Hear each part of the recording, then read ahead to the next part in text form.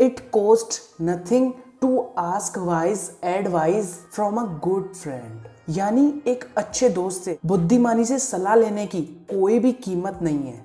ये कहना है the richest man in Babylon book के ऑथर जॉर्ज क्लैनसन का। सो बेसिकली आज हम the richest man in Babylon book के 5 ऐसे प्रिंसिपल से सीखेंगे कि कैसे अमीर लोग अपने पैसे को इन्वेस्ट करते हैं, अमीर लोगों का पैसों के प्रति क्या माइंडसेट होता है और अमीर लोग किन कामों पर सबसे ज्यादा फोकस देते हैं जिनसे उन्हें सबसे ज्यादा रिजल्ट मिलता है। आज सब जानेंगे इस वीडियो में। सो तैयार हो आज का ज्ञान लेने के लिए। So let's get started without any delay.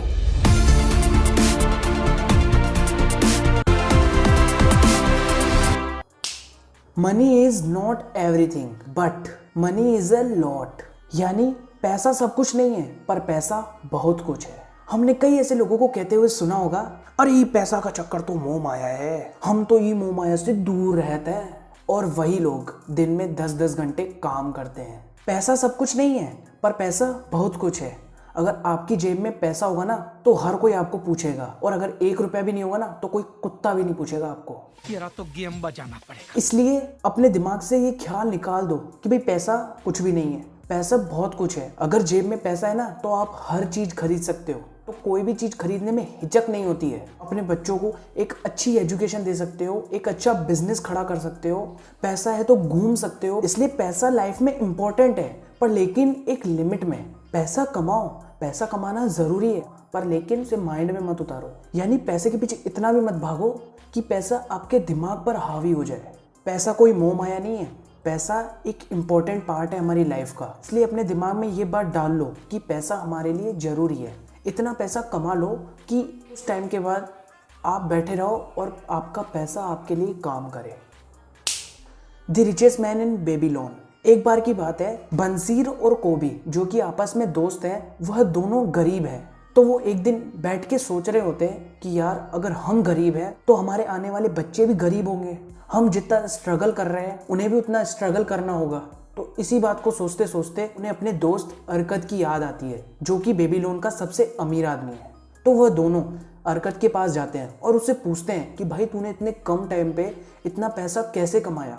तो फिर अरकद उन दोनों को 2 लर्निंग्स देता है। फर्स्ट, अपनी इनकम का 10% हमेशा अपने आप को दो, बाकी 90% अपने खर्चों पे डालो। 10% अपने आप को देने से मतलब क्या? मतलब ये कि उस 10% को सही जगह पर इन्वेस्ट करो। जैसे कोई कंपनी के शेयर्स हो गए, बॉन्ड्स हो गए, प्रॉपर्टी हो गई, FD हो गई, या फिर और भी कई चीजें, उन जगहों पर इन्वेस्ट करो।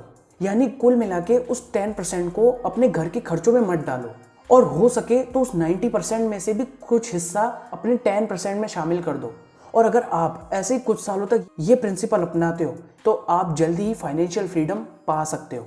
Second, expert choice. एक बात बताओ, अगर आप बीमार होते हो तो आप किसके पास जाते हो? डॉक्टर के पास ही ना, प्लम्बर के पास तो जाओगे नहीं ना। हमें ये बेसिक बात पता है, पर लेकिन पैसों के मामले में हमें ये बात पता नहीं है। अगर हम शेयर मार्केट में किसी कंपनी में पैसा लगाएंगे तो हर किसी से पूछते रहेंगे, भाई टिप दे दे, भाई टिप दे दे, ऐसे करते फिरेंगे। और जिसके खुद के पैसे डूब चुके हैं वो आपको क्या टिप देगा? आपको तो गलत ही टिप देगा ना, जिससे आपके पैसे भी डूबे। हमेशा सही लोगों से सलाह लो, जिन्हें फाइनेंस की नॉलेज है उनसे सलाह लो। अब जिन्हें फाइनेंस की नॉलेज ही नहीं है वो आपको क्या टिप देंगे? इसलिए पैसों के मामले में हमेशा एक्सपर्ट की सलाह लो, जो उस सेक्टर में एक्सपर्ट हो। फिर चाहे बैंक का सेक्टर हो गया, शेयर मार्केट का हो गया, चाहे प्रॉपर्टी का हो गया, हमेशा एक्सपर्ट से ही सलाह लो। फिर चाहे आपके थोड़े पैसे ज्यादा ही क्यों ना लग जाए, हर किसी से सलाह लेते मत फिरो। Walls of Babylon. एक बार की बात है, बेबीलोन के ऊपर कुछ एनिमीज ने अटैक कर लिया था, और फिर बेबीलोन और उन एनिमीज के बीच बहुत टाइम तक वॉर चला। पर लेकिन लास्ट में बेबीलोन जीत गया। पता है क्यों? क्योंकि बेबीलोन की वॉल्स 116 फीट बड़ी थी, जिससे सामने वालों को और स्ट्रगल करना पड़ता था वॉर को जीतने के लिए। पर लेकिन बेबीलोन की 116 फीट की बड़ी दीवार के कारण वह वॉर नहीं जीत पाए और वो हार गए और बेबीलोन जीत गया। तो इससे हमें क्या सीख मिलती है कि बैकअप के रूप में पैसों की एक बड़ी सी दीवार बना के रखो। यानी अपनी लाइफ में 1-2 लाख का ऐसा बैकअप बना के रखो कि आपको कभी भी अर्जेंट पैसों की जरूरत पड़े तो आपको दूसरों से मांगने की जरूरत ना पड़े। यानी 2-3 लाख तो साइड में आपके होने चाहिए, हेल्थ इमरजेंसी के लिए, या फिर और कई इमरजेंसी आती है लाइफ में, उनके लिए वो 2-3 लाख एक तरह से सेव होने चाहिए, ताकि कोई भी ऐसी नेगेटिव कंडीशन आए तो आपके पास पैसे हों। और कल को कोई ऐसी कंडीशन आ जाती है जिसमें आपको बहुत ही ज़रूरी पैसे की ज़रूरत है, तो अगर आपके पास पैसे होंगे तभी तो आप उस कंडीशन से बाहर निकल पाओगे, और अगर पैसे ही नहीं होंगे तो आप उस कंडीशन से बाहर कैसे निकलोगे। सो इसलिए एक बैकअप बना के रखो ताकि आप उन नेगेटिव कंडीशन से जल्दी बाहर निकल सको। दी लकीस्ट मैन इन बेबीलोन, यानी बेबीलोन का सबसे भाग्यशाली आदमी।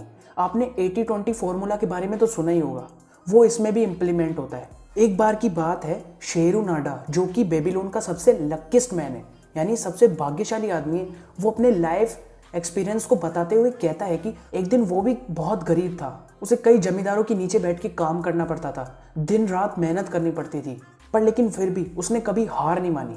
उसने अपना 20% उन कामों पे फोकस किया जो उसे 80% रिजल्ट दे सकते थे। उसने सिर्फ अपने उन्हीं 20% कामों पे फोकस किया, बाकी के फालतू कामों को अपने दिमाग से हटा दिया, और फिर वह उन्हीं 20% कामों को करता चला गया और अमीर बनता चला गया। और ऐसे ही करते करते वह बेबीलोन का सबसे लकीस्ट मैन बन गया। सो आप भी एक पेपर में एनालाइज करो कि कौन से काम फालतू के हैं और कौन से काम आपको 80% रिजल्ट दे सकते हैं, और उन्हीं पर अधिकतर फोकस करो, तो जिससे आपको वो 80% रिजल्ट देंगे। So I hope this video is knowledgeable for you. अगर वीडियो अच्छी लगी हो तो वीडियो को लाइक कर देना, चैनल को सब्सक्राइब भी कर देना और बेल आइकन दबा भी देना, और अपने फ्रेंड्स को, अपने पेरेंट्स को, अपनी यूथ में इस वीडियो को शेयर कीजिए ताकि उनका टाइम वेस्ट की जगह इन्वेस्ट हो सके। और कमेंट में बताओ मुझे कि आपको ये वीडियो कैसी लगी, और कमेंट में ये भी बताओ मुझे कि अगला वीडियो किस टॉपिक पे होना चाहिए। मिलते हैं अपने अगले वीडियो में। Have a nice day.